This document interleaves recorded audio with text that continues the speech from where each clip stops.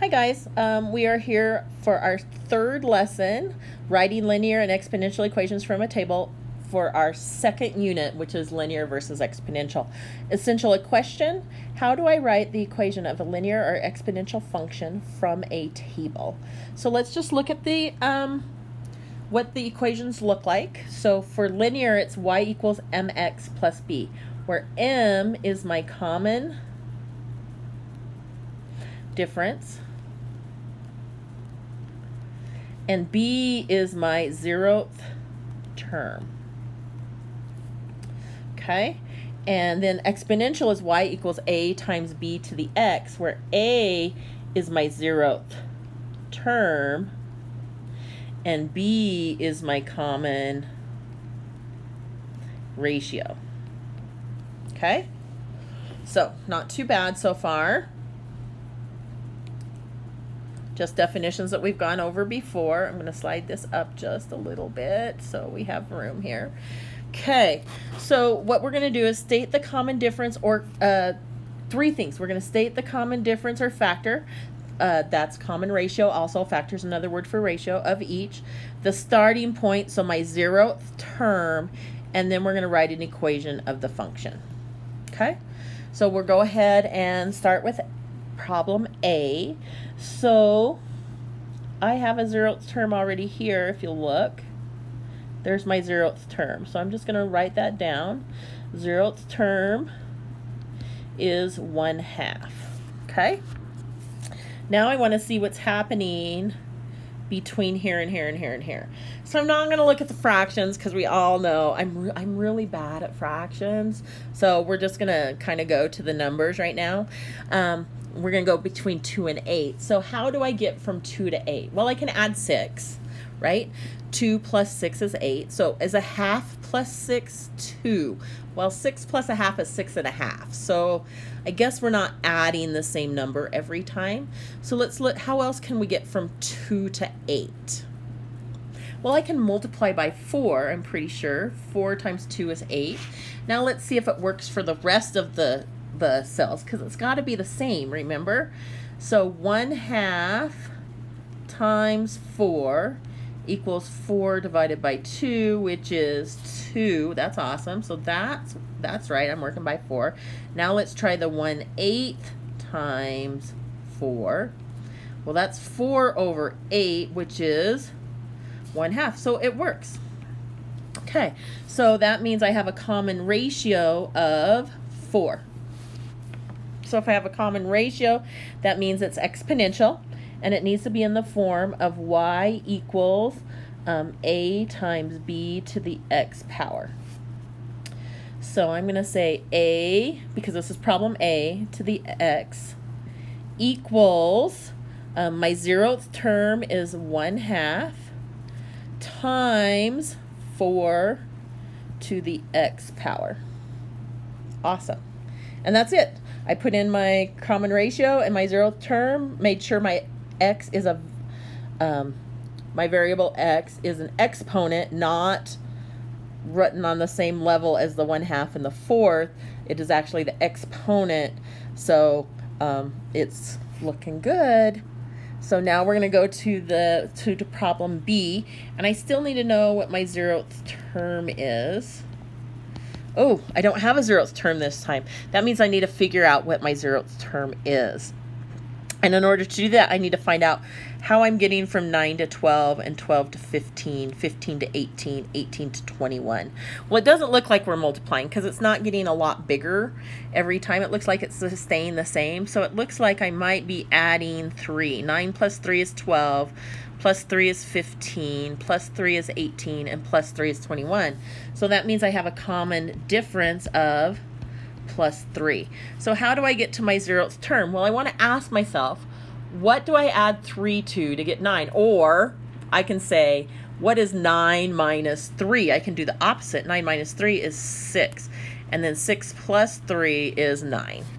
So my 0th term is 6. And this is B, this needs to be in the form of y equals mx plus b, right? Where m is my common difference and b is my 0th term. So I have b of x, because it's problem b, equals, my common difference is 3x plus my 0th term, which is 6. 3x plus 6. Okay? Awesome. So I do want to say this is the one place where people tend to get mixed up is right here. Oh, sorry, I wanted to highlight that. 3x plus 6. Right here is where they get mixed up. They put their 0th term there. 0 is the 0th term is not what's changing every time. What's changing every time is the 3. I'm adding 3 every time. So that means I'm changing, my sequence is changing by 3 every time, and that's why I have it with the x. Okay? I hope that helps a little bit. Let's go ahead and down to the last 2 problems and make it a little bit bigger here. Okay, so if I look at this, oh, look at problem C. I've got, sorry guys, I've got 2 problems. I have an f of x and I have a g of x. So that just means I have 2 different problems. Is that okay? Yep, it sure is. And if you look, I have a 0th term all the way across. I'm just going to go ahead and highlight this all the way across here. So I have a 0th term for this problem. So for g of, nope, f of x comes first. And if I can get a pencil here, here we go. F of x, for f of x, what is my 0th term? Well, for f of x, my 0th term is 100. And then what's happening here to here, here to here, here to here? 100 to 102 is plus 2, plus 2, plus... It looks like I have a common difference of plus 2. So is that linear or exponential? Linear, good. So it needs to be in the form of y equals mx plus b. And since this is f of x, it's labeled f of x, so I'm going to call it f of x. F of x equals, my common difference is 2, that's what it's changing by, and I started at 100. Okay, now we're going to go to g of x. And I also have a 0th term for g of x. My 0th term is 5. And now I want to know what I'm doing to get there. Well, 5 plus 5 is 10. So if I'm adding 5, 10 plus 5 is 15. Oh, that doesn't work. So I'm not adding the same thing every time. How else can I get from 5 to 10? Well, I could multiply by 2. And 2 times 10 is 20. Great. And 2 times 20 is 40. So it looks, oh, and I write 4. 2 times 20 is 40. So it looks like I have a common ratio of 2. Ratio. And it looks like a big capital D. Let's try that again.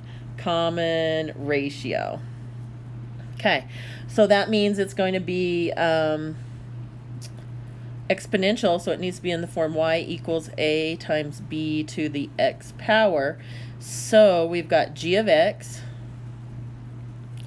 is going to equal a is my 0th term, 5, times my common ratio is 2 to the x power. Nice job, guys. Okay, one more. This is problem number D. Okay, and do I have a 0th term? I do have a 0th term right here. Okay, so my 0th term is 1/3.